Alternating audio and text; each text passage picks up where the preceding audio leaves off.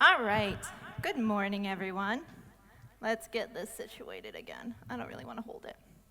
I changed my outfit so I would have a pocket to hold it because I got very excited that I could preach this morning without a handheld mic because I tend to be a preacher who moves around. I use my hands. Those who know me, I use my hands a lot. So the fact that I didn't have to hold a mic this morning makes me super happy. Before I begin, let me kind of introduce myself.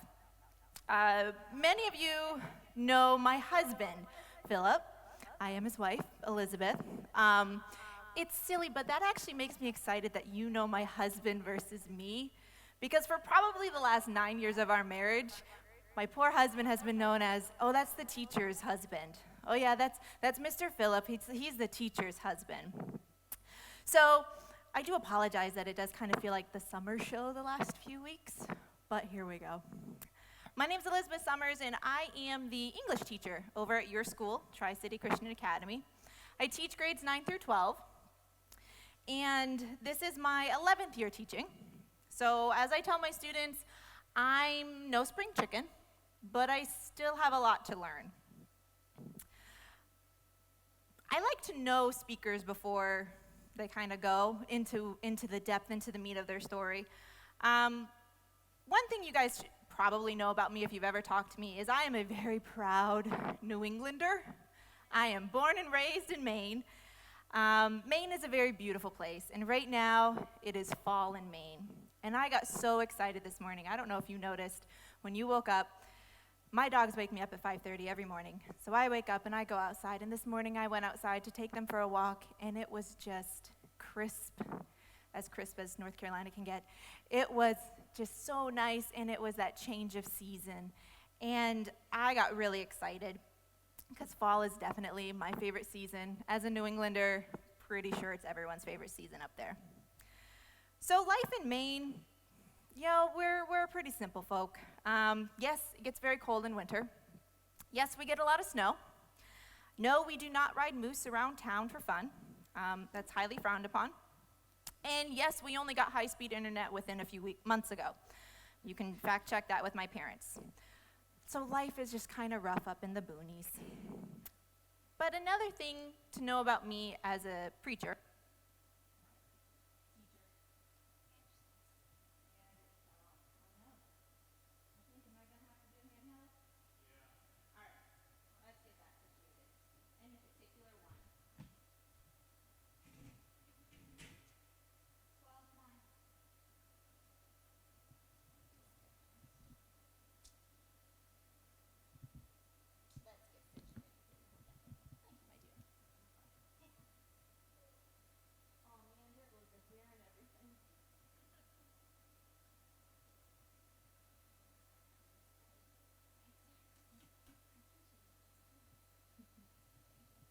all right, let's try this again.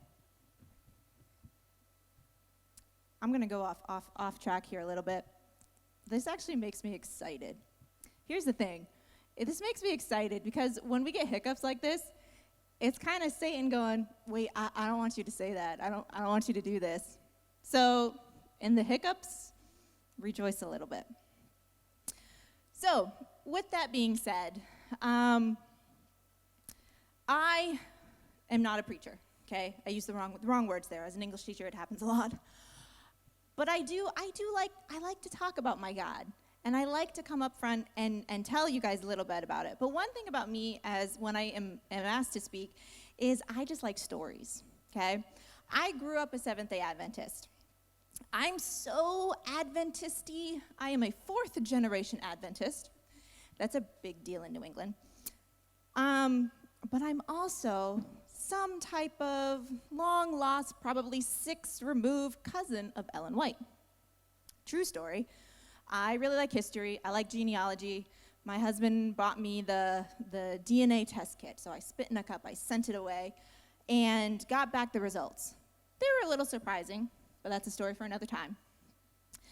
And then we started digging, and mostly Philip found that one of my relatives married a Gould.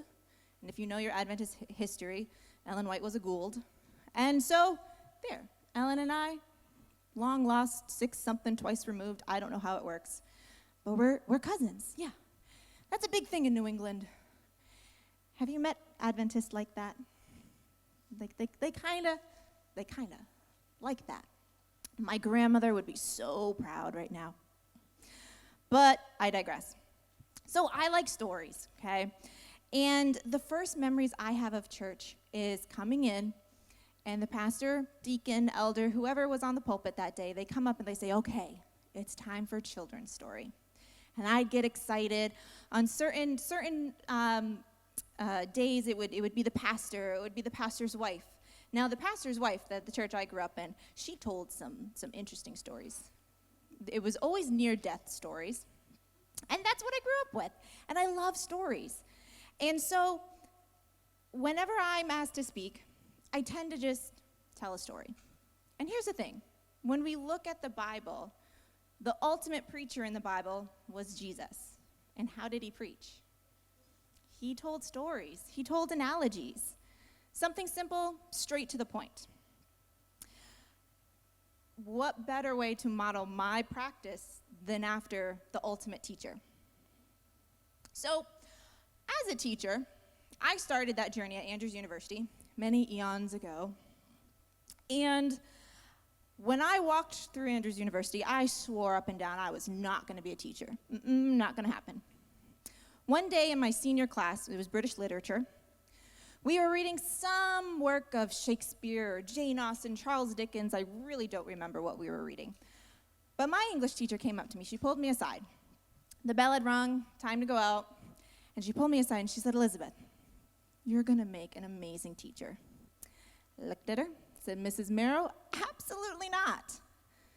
I am not going to do all that. Do you know how much grading you have to do? No. And with that, the end of my senior year, I went off to Andrews. I dabbled in many, many different majors, and history, anthropology, archaeology, and lo and behold, I ended up in the education department. And of course, one of your first assigned readings as an education major in any Adventist school is the book Education by Ellen White. I remember going to the bookstore, buying the book, mumbling and grumbling about textbook cost, mumbling and grumbling even more because I had probably 5 copies of the book Education at home in Maine, and yet I still had to buy the book Education. And I sat outside, because Andrews University, it's a beautiful campus in the fall, and you sit outside, and I opened it up, and I was like, okay, start my reading. And the first few pages of what I wrote is Mrs. White was telling me about how my co-teacher was Jesus. And that really hit me, and I was like, okay, I know God the Father, God the Son, God the Holy Spirit. I view Jesus as my brother. I am a daughter in Christ, so Jesus is my brother. But a co-teacher, I never thought that. And to read that, it was like, wow, like teaching is a really important job. And now I'm terrified. So, he was our first teacher. And the idea is, how do I live up to that? At this point, you're probably sitting here going, okay, your sermon is titled God and the Aloha Spirit. How does this tie in? Well, here's the thing. I got this idea sitting right over there where my husband is sitting last week, and he stood up here and he started to tell you about his sermon, and he called it, If Joshua asked the sun to stand still. So if you weren't here last week, essentially, what are you going to ask God for? Dare to ask God to do something in your life. And the moment Philip started that challenge, I went, ooh, I know what I want to talk about. And so I began to kind of write this sermon in my mind. But like my students, my wonderful 9 to 12 students, we all do this. We procrastinate. I tell my students, do as I say, not as I do. And I finished writing this sermon last night. And so with that in mind, I still wanted this idea of this challenge. Do you challenge God? And when you do, what's going to happen? So this is my story of challenging God. And the thing that happened when I really, truly challenged him was absolute chaos. It was a bit of a dumpster fire at times. I finally pulled myself together with the help of God, taking a 2x4 and smacking me across the room, and now I'm here. So let's take a step back here, okay? In the Bible, do you remember Hannah? Hannah is found in the Old Testament. She is a character in the Bible that I have come to really relate to. And we see Hannah in 1 Samuel chapter 1. We're introduced to a family, and I'm going to attempt to pronounce their names. Probably going to do it wrong. You can go back and look it up later. 1 Samuel chapter 1. We're introduced to a man by the name of Elkanah and his two wives, Peninnah and Hannah. Peninnah had children, and Hannah did not. Peninnah seemed to torture Hannah at this fact. If you have siblings, I'm sure you can kind of understand to an extent of just someone just needling you and nosing you and knowing, I'm better than you. That's what I envision Hannah going through in her married life. And so we have these two women. And in 1 Samuel 1:5, we see Elkanah giving Hannah an extra boost. But to Hannah, Elkanah, gave a double portion of sacrifice because he loved her and the Lord closed her womb. Hannah had a supporting husband, but she dared to ask God for more. She cried, she begged, she got on the floor, and she just wailed to God. She said, verse 10 and 11, in bitterness of soul, Hannah wept much and prayed to the Lord. She made a vow saying, "O Lord Almighty, if you will only look upon your servant's misery and remember me and not forget your servant, but give her a son, then I will give him to the Lord for all the days of his life." As Philip challenged us last week, Hannah dared to ask. She begged, she pleaded. And the story goes in verses 12 to 16. As she kept on praying to the Lord, Eli, high priest, observed her mouth. Hannah was praying in her heart, but her lips were moving, but her voice was not heard. Eli, he was drunk, and said to her, "How long will you keep on getting drunk? Get rid of your wine." "Not so, my lord," Hannah said. "I am a woman who is deeply troubled. I have not been drinking wine or beer. I was pouring out my soul to the Lord. Do not take your servant for a wicked woman. I have been praying here out of my great anguish and grief." Hannah is on the ground. She is beseeching God. She is crying out in anguish. And yeah, some people walk by and they judged her. What are you doing? Like, just move on. Like, it's life, just move on. And yet, Hannah took that challenge, and she asked, and she did receive her greatest desire. She had a son. Verse 20, so in the course of time, Hannah conceived and gave birth to a son. She named him Samuel, saying, "Because I asked the Lord for him."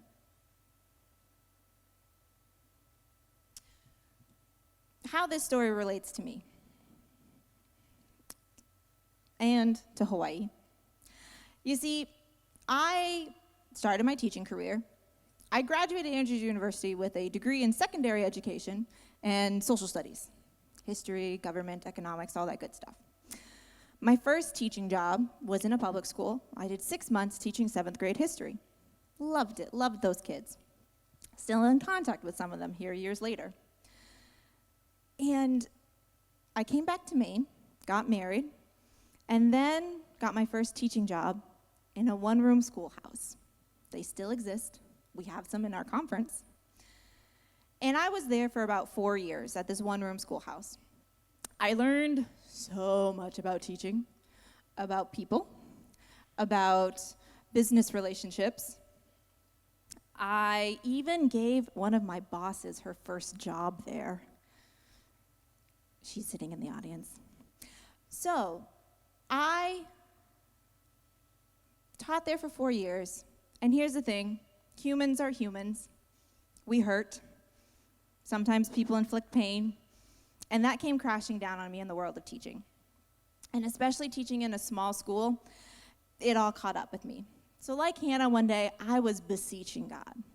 I didn't like what I was doing. I didn't like the kids. I didn't like the adults. I didn't know what to do.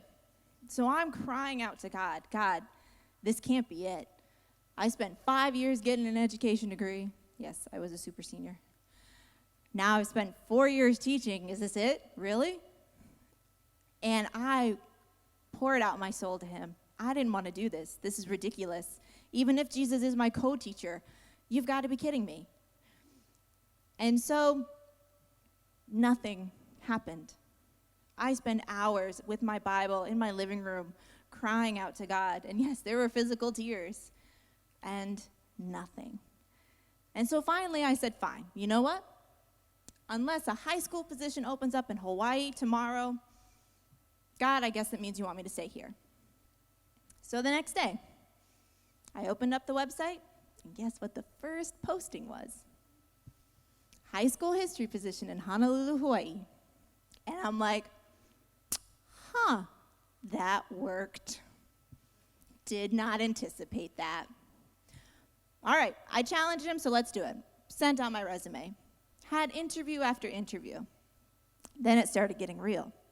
Then we started talking salary, living conditions. The superintendent and the principal of that school had serious concerns because they're like, a lot of people always apply to Hawaii because it's paradise, but you got to understand, do you know Hawaii? And I was of the special case. I had family in Hawaii. I visited Hawaii twice in my life. It is beautiful. I got to see what Hawaii was like through the locals, and it is an amazing place. And truly, I was going to get given an opportunity of a lifetime. I could go visit family that I haven't seen very often whenever I wanted. I was going to get extremely cheap room and board. I was going to be able to teach a subject that I love, and I was going to do it all in paradise. Like, that's exactly what God is offering me on a silver platter. Here you go.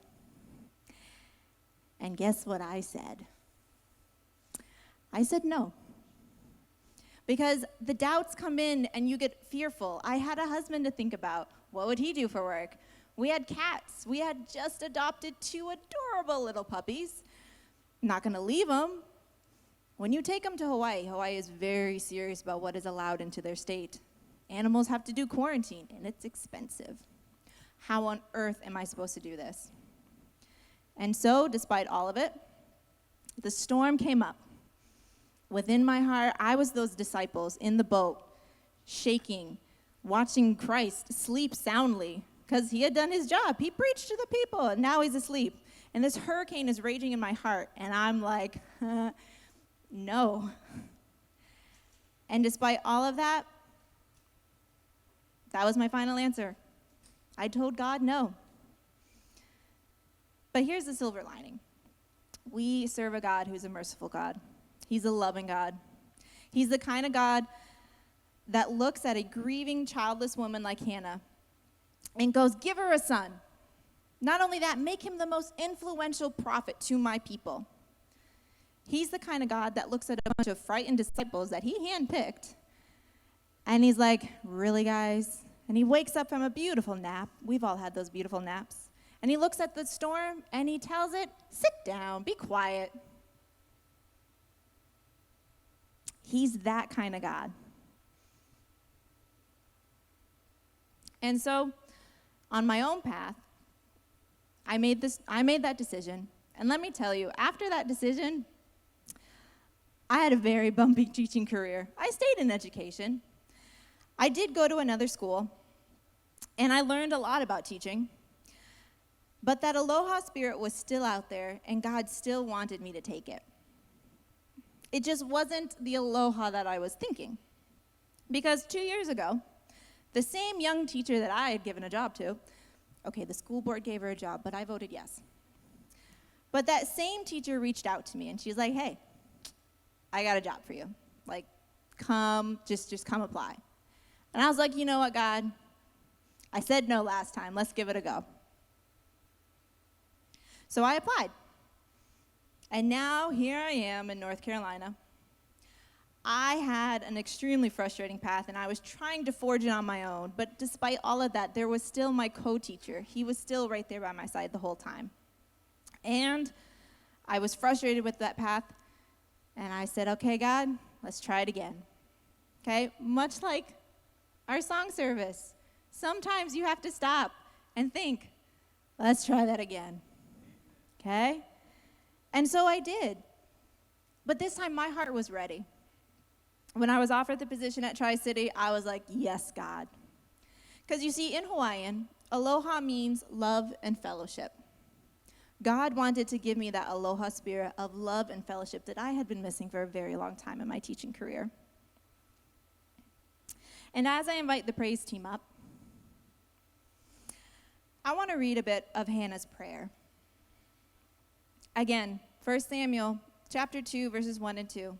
Hannah says, "My heart rejoices in the Lord. In the Lord my horn is lifted high. My mouth boasts over my enemies, for I delight in your deliverance. There is no one holy like the Lord. There is no one besides you. There's no rock like our God." God is ready to give us that aloha spirit, love and fellowship. Not only do I encourage you to be like Joshua and ask for the son, but I also encourage you to say yes to God. It's harder than we think, but when we do, that path that he has carved out for us, it's amazing. There's still bumps along the way, but we can look at the hurricane and know that this storm will pass, and there's a beautiful rainbow waiting for us and a promise that God's got this. So, what have you to fear?